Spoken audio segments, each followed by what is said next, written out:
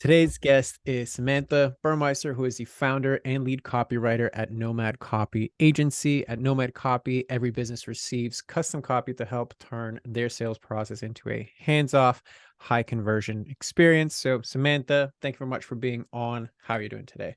Hi, I'm great. Thank you very much. You're very welcome. I'm excited to have you here because copywriting is such a it's such an art and a science, and it's such an important thing to get into. And especially I have a lot of heart-centered coaches and entrepreneurs that come onto this podcast. This tends to be always a a sore spot, from the content to the messaging to how to actually figure this thing out. So I'm excited to have you on here. So I'd love for you to just break down for us, how did you get into copywriting and starting your agency? Yeah, let's see. So I have degrees in marketing and international business. So I always knew that I wanted to get into marketing. I'm probably the only person I know that didn't change their major at all in university. I just stayed marketing all the way through and tacked on some other things as I went. Um, I started my career in sales and really liked it. I did business to consumer sales in finance and then went to business sales in tech and tech research. Um, and I say that to tell you that I got really good at explaining really complicated things to people. So I was using my language skills to help people not only understand things, but understand how they would work for them. And after my career in sales kind of ran its course, I was ready to do something else. I knew that I wanted to travel full time. I was also blogging on the side during my full-time sales career, and started to look at how I could marry traveling and my work and my passions and just kind of live a really aligned lifestyle and create that for myself. And I told somebody that one time, and they're like, "Oh, so you're like a copywriter then? Like you should just write sales." I remember thinking copywriter, I've got to Google what that is when I get home. But started taking on some test projects and loved it and created my business around that. And then it's, ebbed and flowed a bit since then, but that's the long and short of it, is that I was already doing the elements of being a copywriter and enjoyed it. I just ultimately spun it in a way that I would also get paid for it. And that's how I got here. And that's always a good thing when you can accidentally, quote unquote, spin it into getting paid for it. So I think that's a beautiful thing. And I guess that's also where the nomad in the copy comes from, right? Like the wanting to Yes. travel. Yeah. Yep, exactly. A lot of people name their businesses really fancy things, and I was like, nope, I just want people to know that I'm traveling and that's not a detriment. And if you think it is, then you know right off the bat that we're not a good fit. So it's been great. Yeah. Most people think it's really cool that I will chime in from a call from either California or Croatia, and they never know where I'm going to be when I pick up the phone. I mean, yeah, it adds an extra bit of spice to the client meetings, I'm sure, right? It's like the Carmen San Diego thing, Mhm. where you're gonna be. So yeah, I think that's Yeah, super cool. totally. Yeah, so then I'd love to just dive into kind of what brings you here today, and what are you finding as the challenge, in your business or in and around your own inner limits, whatever's present for you today. Yeah, so this past year has been a doozy, and I've heard that it's been that way for a lot of people.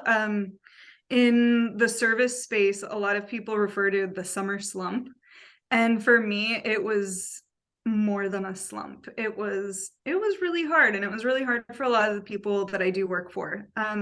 Because as a copywriter, my people have to be making money for me to make money, and they have to see a future for them to invest in copywriting, and it I think was emotionally really dire for a lot of people for a little while. So where I'm kind of at is recovering from the downs that really struck part of this year, and also planning for the future, both mentally and financially and in my business, um, so that the dips aren't quite so frightening. And I'm kind of just figuring out exactly what that looks like, because while being project based has been so much better for my business than being retainer based, because allows more time freedom for me and me to serve my clients better. I'm also looking into what I can do to create that sense of stability, whether that's a membership program or something like that. So, but it all starts with my mindset in the first place. And I've been able to put a lot of boundaries in place over the last couple of years to protect my time and my energy. But I think it's just like I said, building that fortitude, especially when all arrows are pointing to a further economic decline over the course of the next year. Because this will be my first real recession as an entrepreneur. Like the 2008 recession, I was in a very cushy sales job. So, yeah, I talked around it a little bit, but that's kind of where I'm at. No, that's totally fine. And I encourage you to, like, whatever's present, by all means bring it in, because you never know what's going to be relevant. So Yeah. absolutely all of you is welcome. So in that space, and let's just say even when working with clients, like, do you ever consult or suggest anything on the strategy side, or you're like strictly, I just do the copy bit? Yes, I do a ton of strategizing because a lot of times I'm people's first hire for real small businesses. So they need somebody who can not only write the copy, but tell them what copy they need, or help them see where their own blind spots are. So yeah, I do a lot of strategic consulting before I even start writing. And it's just kind of an included part of working with me. Got it. So if you then had to take that same skill set and lens and apply it to yourself, how might you strategize or consult um, your own situation? Um, hmm, I feel like when I'm helping people through launches, I make sure that they understand that they need to diversify where their leads are coming from. And I feel like that would probably be something that would translate really well to my business. Okay. So right now, it's only like one source of clients coming in for you. I mean, there's different ways that I market myself, but they basically come into the same product, which is done for you services. Got it. Okay. And knowing that, so like I have to apply the same thing to myself. Like I got to diversify, where my leads are coming from and how often that happens, et cetera, et cetera. What do you think, knowing what you know about yourself, that you are doing to contribute to that? Um, hmm. I think I value my like time freedom so much that I've super, super simplified my business. And that is something that like is good and it's very comfortable for me. That it's like there are a few freebies or a few ways that people can come in. They might see me speak, they might hear me on a podcast or meet me at a conference, but ultimately that it's all leading in one direction. And I think that I've been hesitant to add any other directions that people can go for fear of like muddying the message and or creating any more work for myself, because I would rather be doing client work, like how people always say, like working on your business versus working in your business, like that kind of thing. Got it. So there's a part of you that enjoys the fulfillment and the deliverable end of the business, right? Like people hire me to do copy. I love to sit down, hash out, and do the copy part. And I value the freedom that I have to both do the copy and to be able to live a particular lifestyle. And the lead generation part seems to clash with that. Is that accurate, or am I missing something? Yeah, I would say the lead generation part and the like, I think I've just been kind of standing in my own way as far as being unwilling to diversify my delivery. Okay, so tell me more about that. Yeah. So I currently will only do done for you services. I have no memberships. I do have templates. So that's kind of my downsell, is if somebody doesn't want to hire me to write their sequences. I have templates, but they really are just a downsell. I don't run ads to them or anything. But it's just done for you. There's no version of done with you or copy coaching or like having a membership or like a group program. Like there's nothing. It's just done for you. Got it. And is that the work that you enjoy the most, or you feel like you would find more fulfillment in some of these other models? I wouldn't know if I haven't tried them yet. It's the only thing. But I do really enjoy the strategy portion of working with people. So I've kind of wondered if there's some version of like coaching or strategy, whether it's a lower ticket offer and kind of a one-time thing, or yeah, what might be out there. But I don't think I can honestly answer your question because I've really only done for you services. Got it. Okay. So I do enjoy some of the strategy bit, and I know I enjoy the delivery because that I do the most of. Okay. Yeah. Got it. You also mentioned, okay, you're people's first hire. So what if you were people's third hire? That would be great because there would be a team to bounce ideas off of. But it just kind of depends. I wouldn't turn somebody away because they didn't already have a team. Okay. And what if I'm somebody's third hire means like maybe this is the third copywriter that I'm like working with, or this is the third copywriter that I need because we're growing so much. Gotcha. I've only ran into that one time, and they were the other person was a content writer, which was more like blogs and podcast descriptions rather than like sales copy. But typically when people already have a team, it's some version of a business manager, OBM, VA. VAs are super common. Or people put the cart before the horse and go out and hire a designer because they're scared of designing their own thing. And then their designer says, great, what are we putting on the page? And they're like, oh crap, I need a copywriter. So usually when I'm not the first couple hires, it's because they should have made me one of the first people to add to their team. Got it. Okay. So I guess another way to ask that question then is like, it sounds like most of the people that you are working with are at a spectrum of, for lack of a better word, in the starting stages of, let's just say, scaling their business or growing their business, right? Yeah. I might have a VA.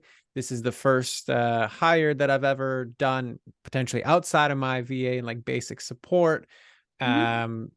I finally have the capacity to like outsource something. So like the design and like this website stuff, give it to somebody else. I don't get it. Right. So it's like many of them don't really know what they don't know, which is kind of when you Mm-hmm. come along. And I'm assuming that's where the strategy bit comes in. It's like, hey, you think about X, are you clear on what your messaging is? Like all of the things, right? So I'm assuming that's kind of been your bread and butter, correct? Yes. Yeah. Okay. So what about increasing and changing the avatar of the person that you work with? Like, what if it's somebody who's established, like is going from good to great as opposed to from like beginning to good? Yeah. I'm very open to that. Okay. So is that something that you have thought about in the past? It is. And it's something that I was really noodling on at the beginning of this year. And I don't know if it was internal or external reasons that things really dried up over the summer. But I have wondered and worried that I pushed away my current ideal audience by searching for people that I hadn't worked with that audience sector yet. So I don't know if it was like mindset and I just pushed everyone away by pushing certain segments away, or if people just really weren't investing in copy at that point. So I think there's definitely some fear there in going after that like larger audience, like larger business size, like people of, you know, well over $1 million in revenue per year, people who really have teams that are built out and working for them. Because I wasn't able to identify if by going after them, I pushed away my current business. Okay, tell me a bit more about that. Like, what do you mean when you say me going after bigger people Mm-hmm. or bigger businesses pushed away my current clients? Yeah.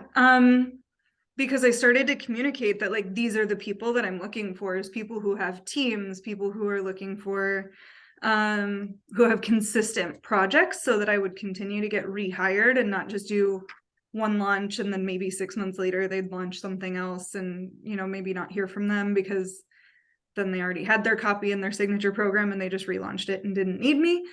But in seeking that out, I didn't receive anything in return. Okay, so then how did that push away the clients that you were currently working with? I think because I was no longer speaking to them, I was no longer marketing to them. Okay, but at that point you're already working with them or have some relationship with them. So Mm-hmm. regardless of who your new people were, given that they're former clients and or at the very least warm, you're always going to speak to them in a different way. So what do you mean when you say you pushed them away? I think energetically, I was literally saying things like, because most of who I work with are coaches, even if they don't know or identify as coaches. So for example, like I worked with a team of financial professionals and they're still very much financiers. They're not, if you ask them on the street what they do, they wouldn't say coaches, but they created a financial coaching program to lead people through personal finance stuff. So I was literally saying, like, I don't like coaches. I don't like working with coaches. They're too this, they're too that. And I think energetically, I was really pushing anyone who had a program in them, which is literally what I do and what I write for and what I love writing for. But I think I was saying these like blanket statements that were then pushing everyone away, rather than, I think I thought that I was like segmenting and like only attracting these people who also did things other than just coaching. But that the people who identified as just coaches were also just like very much not interested in working with me, because I was literally saying I don't work with those people. Got it. So this was like in social media posts or in your front facing marketing. Yeah. Mm-hmm. Okay. And what was it before? That like that's funny. I was just going through this earlier today and like looking at what I had created in my marketing a year ago versus 2 years ago, etc. Before that, it was very much just educating people on what I did versus who they were. So I wasn't necessarily speaking to a target audience. It was simply just education about who I am, what I do. And there was some sprinkled in of like, I had several posts on LinkedIn and Instagram about like recent clients that I loved working with and what we accomplished. But I wasn't necessarily targeting any specific group. It was just the small businesses that were gravitating towards me. Got it. So it was teaching and speaking to people like them, right? So teaching the concepts that somebody who's relatively new would appeal to, Mm-hmm. and then also sharing, okay, well, these people look like my people, so I should reach out to this person. Yeah. Okay. And then you shifted and you said, okay, I don't want to work with those people anymore. I want to work with these people. Mm-hmm. And then that's when you kind of got crickets. Yes. Yeah. Okay, got it. So tell me a little bit more about the fear of going to larger businesses, because you had mentioned that before. I think it's the fear of exclusively targeting them and then alienating the smaller businesses. Okay. So even internally, right, there's a split energy of I kind of want to go there, but then I don't want to go there. So then it gets reflected in how you speak. So you're kind of for kind of everybody, but kind of for nobody. And it's just this whole mishmash together. Yep. And as a copywriter, I work in messaging like this. It's just a cobbler's son wears no shoes kind of situation where I should really, yeah, yeah. I'll help other people find that messaging perfection and balance any day of the week. And then it comes to my own and it's like, well, shit. So yeah, you hit Yep. the nail on the head. That's usually the case with all of our work. We generally teach the thing we oftentimes need the most. So Yeah. I get it. Okay, perfect. So knowing that that is a thing, like knowing I have this very real split energy. Okay, if you take a step back and like imagine that you lost the ability to be in that split energy, right? So Mm-hmm. like I just physically, mentally, emotionally, energetically could not be in that space. Who or what would you be then? Who or what would I be then? Correct. Like without the ability to experience that split energy, who or what would you be? Mm, I'm gonna answer this the way that I understand it, and you can correct me if I'm wrong. But I would be a copywriter for multi-million dollar businesses that are professional services oriented, but also have group programs, coaching programs, so that they can reach a larger audience. Okay. And how do you feel when you say that? Expansive, actually. Okay. Yeah. Anything else? Um, of the clients that I've worked with who are running multi-million dollar businesses, it feels much more aligned than simply people who call themselves coaches in the first place. Okay. Like they have an established brand, they have an established business. Yeah. Mm-hmm. Got it. So it feels expansive to consider working with them. Yeah. Okay.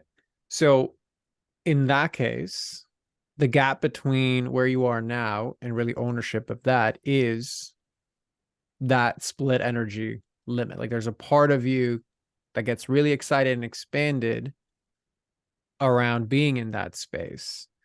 And then Mm-hmm. there's a layer in front that's like, no, this is a no bueno situation. Like we can't go there. We're going to hold on to these people that aren't actually here, but we got to hold on to make sure that we can attract them.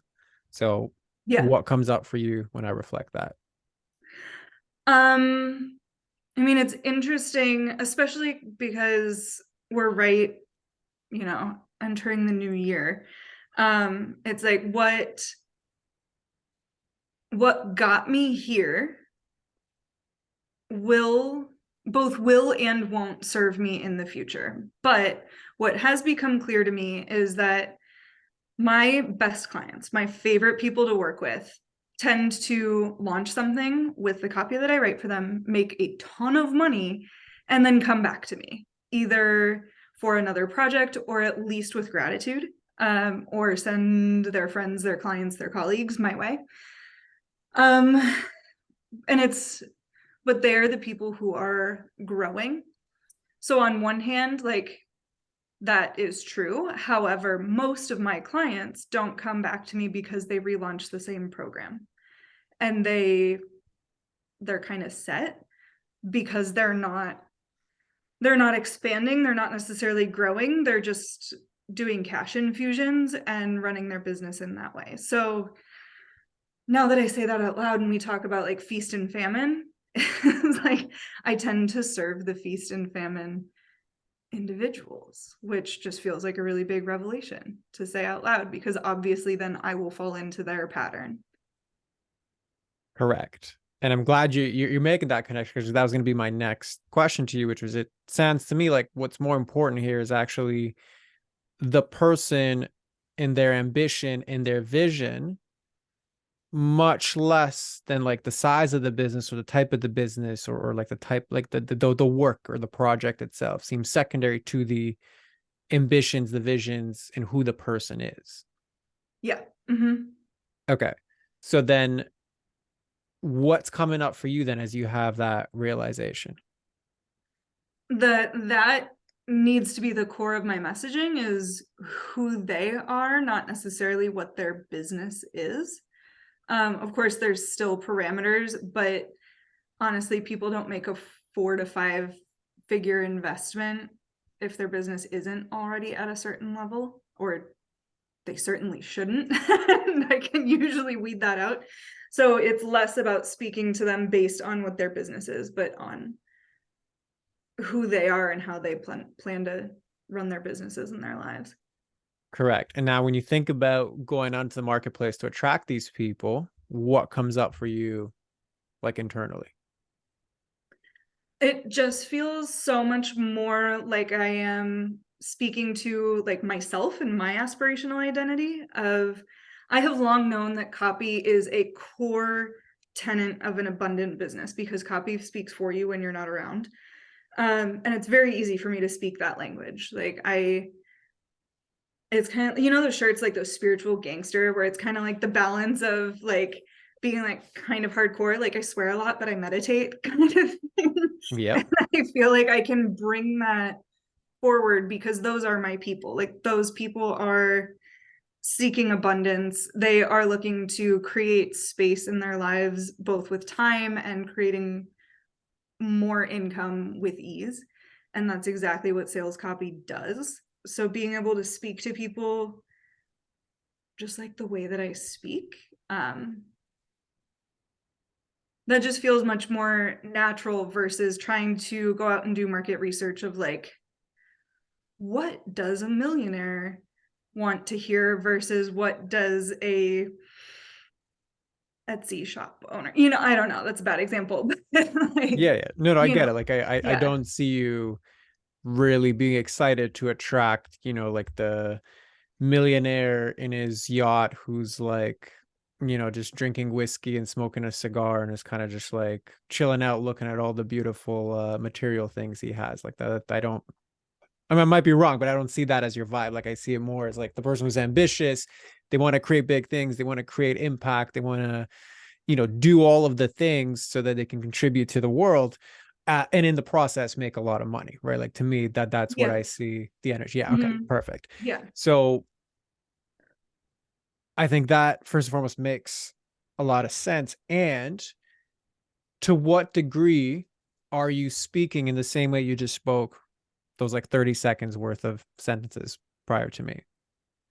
um I mean, I think there is a very, very thin line between who I am and who my business is. Um, like, and that's people, copywriters, designers, whoever, creative service providers love to tell you that they have a wide range and that they can write for anyone, design for anyone. And that's simply not true. Like, there is no reason for me to talk like anyone else or pretend to be like anyone else. Granted, I do have a broad range, but it's not, you know, I can't go from Gary Vee's voice to Oprah's voice to like, I don't know, somebody else famous's voice, Keanu Reeves, Jim Carrey. Like, that's a hell of a range. So there's no reason for me to be anyone but myself in my marketing, because it is people who are, I don't know, spiritual like me, abundant like me, progressive like me, that are the people that I'm most excited to work with. So in speaking to them, I'm speaking to people who are more or less like me, you know, and in the hearts of their business. So beautifully said, and that's a wonderful vision. I think what I find interesting from the outside looking in is that my question was essentially, you just gave me this very authentic spiel Mm-hmm. about how, like, oh yeah, so the realization here is like, no, I got to speak to the people more like me. Like they're ambitious, they're not in the feast and famine cycle, like they want the big things, they want to do all those things. And I was essentially asking, okay, well, how authentically are you speaking the exact same thing that you just told me in Mm-hmm. your front facing marketing? And where your brain went to was like, well, yeah, I would really like to work with people that are, like me and that would resonate with me, etc. So it was kind of like a roundabout way to say yes to that sentiment, but not really answer the question. So what Hmm. comes up for you when I reflect that? That's interesting, but that's totally what I would do as a storyteller. It's like, I think I was a diplomat in a former life because Yeah, it was a very there diplomatic it was answer. it That is was correct. not a straight answer at all, was it? Correct. So why do you think it wasn't? Because I think I need um the space, the meditation to like fully internalize the plan, the audience, the market, ideal market, I guess.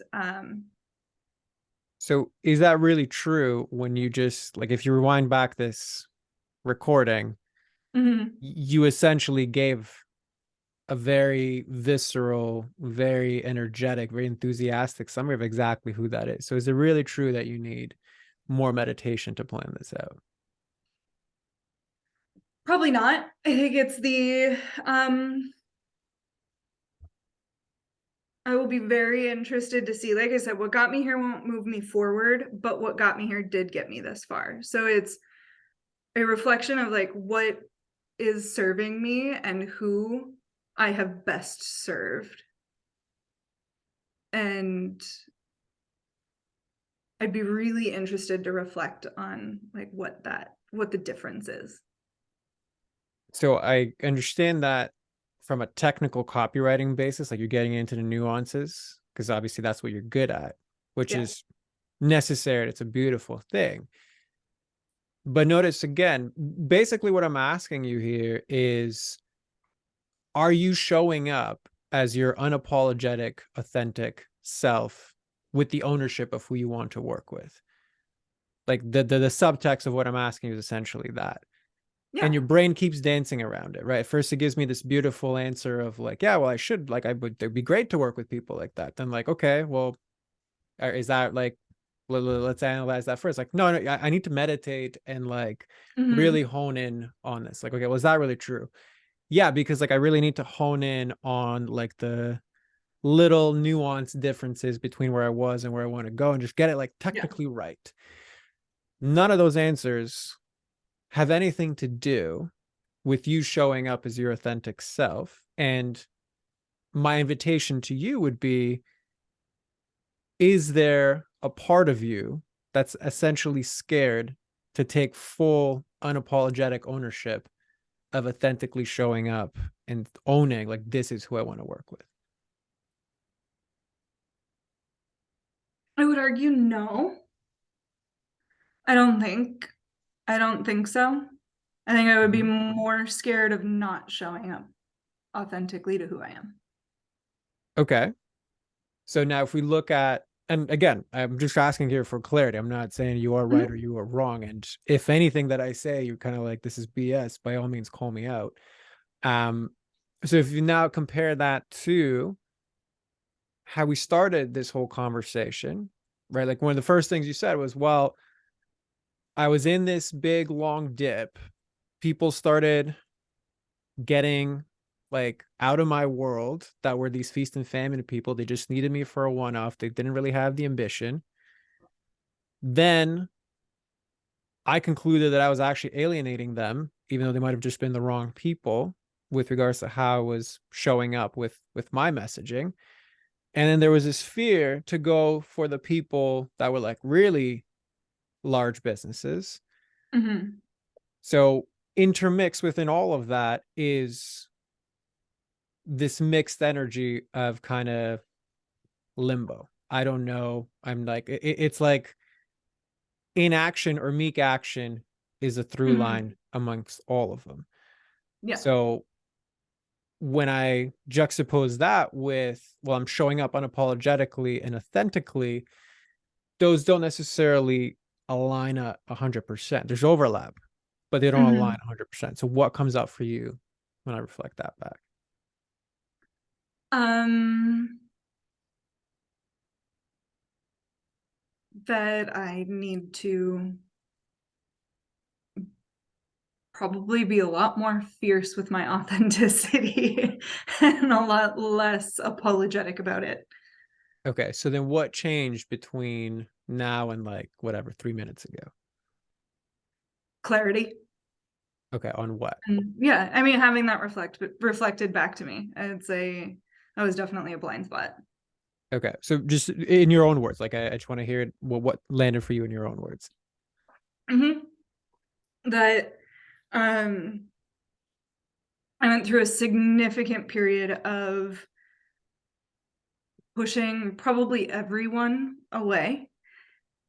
And it was in large part due to not understanding internally and then not communicating externally what it was that I desired and what it was that I wanted and who I wanted to work with. And when I think about where I want to go, it's very clear to me.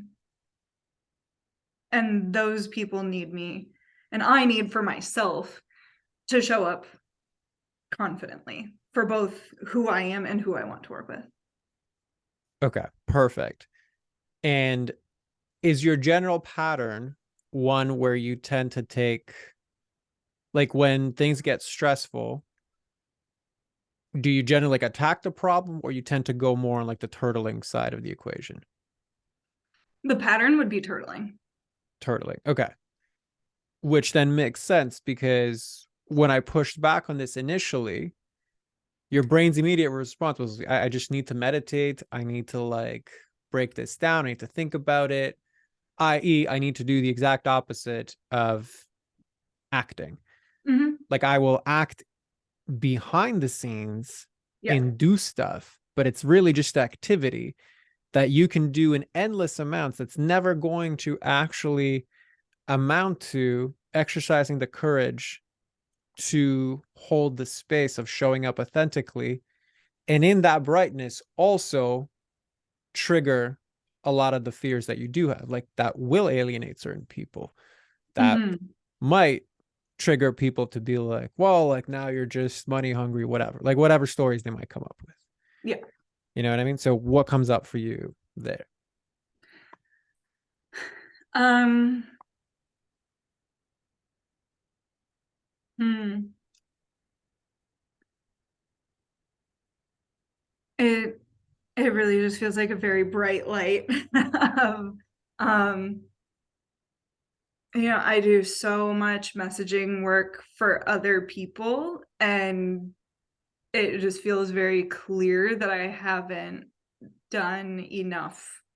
Like whether it's clearly articulated or not, I think I also got into the like shit, I will take what comes my way this year versus like doing any sort of outbounding. So that's a very clear area of opportunity for me right now. Right. And I will take whatever comes my way is the desperation of the lack of ownership, right? Like Mhm. then you create the circumstances that necessitate you taking whatever business. Now you get a bit of relief that allows you to stay in that pattern and never really face the real, because you mentioned confidence multiple times, Mhm. right? Like you have the technical competence to be able to step into and really kill it for like a bigger business. I don't think that's a question here. Even like obviously I don't know you, but I just get the sense of like you really know what you're talking about. Mhm. This is about the competence of what you just said, being in the light, Yeah. right? Because it's so much more comfortable to inspect other people's. My strength isn't really being the mirror, so I know that that brightness can shine light on people. So I commend you for just being able to hold that space and take it. But that's a discomfort that you're feeling, Mhm. right? To be witnessed in my own authentic self, talking about what it is that I truly want. If you're uncomfortable with just a random stranger asking you about it from the perspective, what's your vision? Mhm. Imagine what that's going to be like when you have to go and speak it from a place of authority and ownership and say, hey, bigger businesses, like, believe me, I can actually like do this. Yeah. Right. So what comes up for you there? Yeah. What is interesting, you use the words to actually be witnessed in in that confidence, in that vision. And it's funny because two things, love being the center of attention and love making my clients the center of attention, like equal amounts. Like put me on a stage, I will hold that space. And then of course with my clients, like helping them stand out online.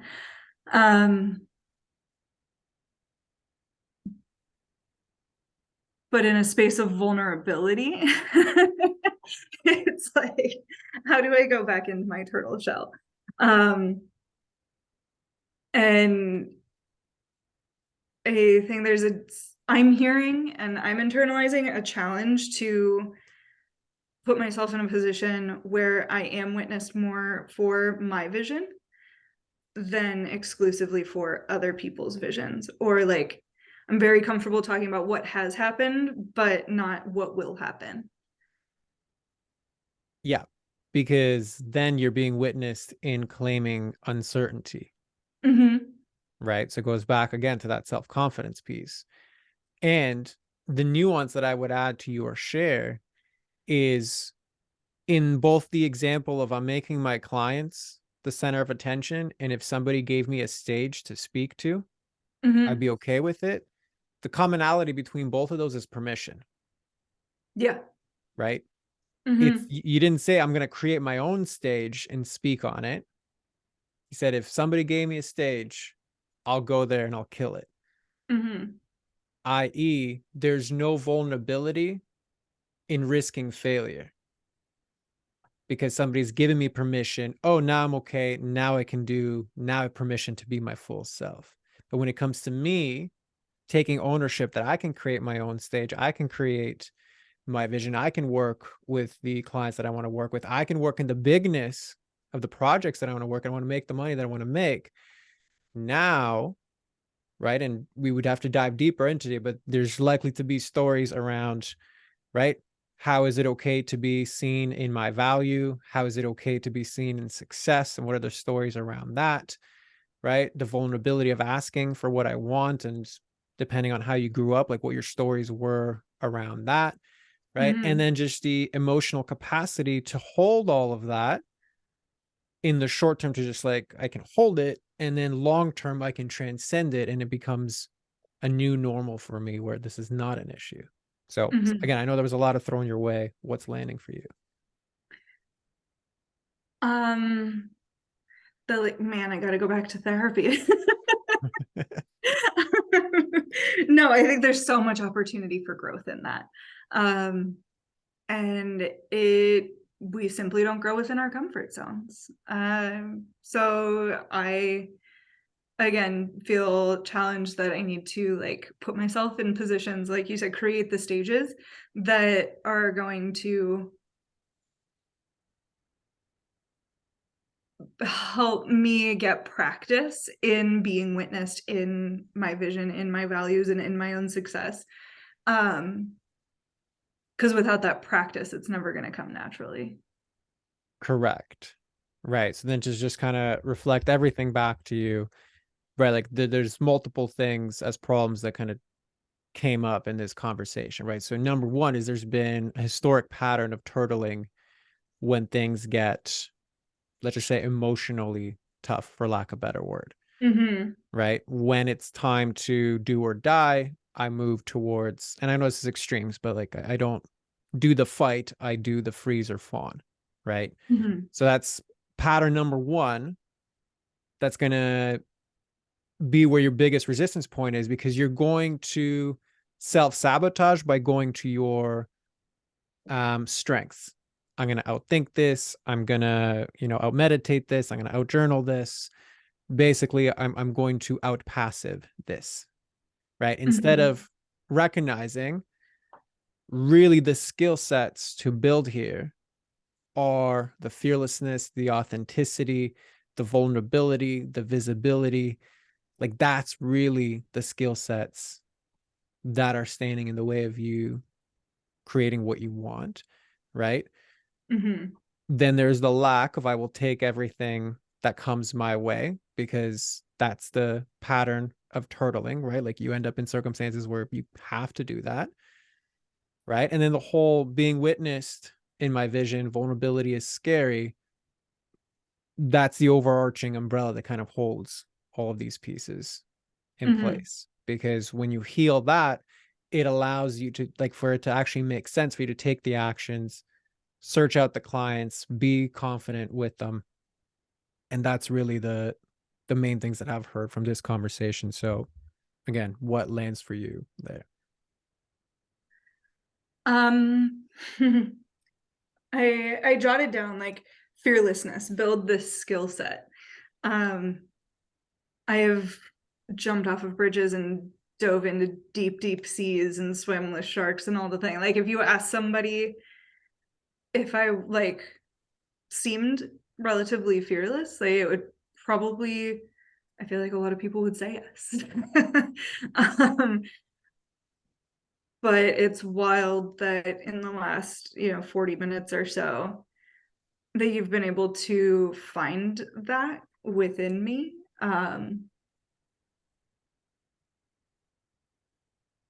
Because it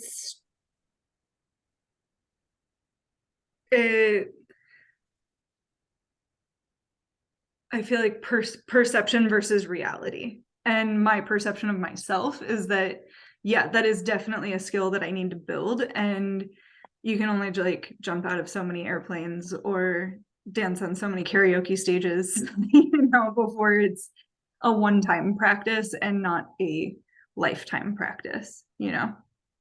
And it's different contexts Mm-hmm. that don't have the stakes that your business does. Yeah.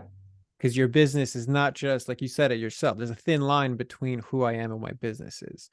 So Mm-hmm. now this is a big part of my identity.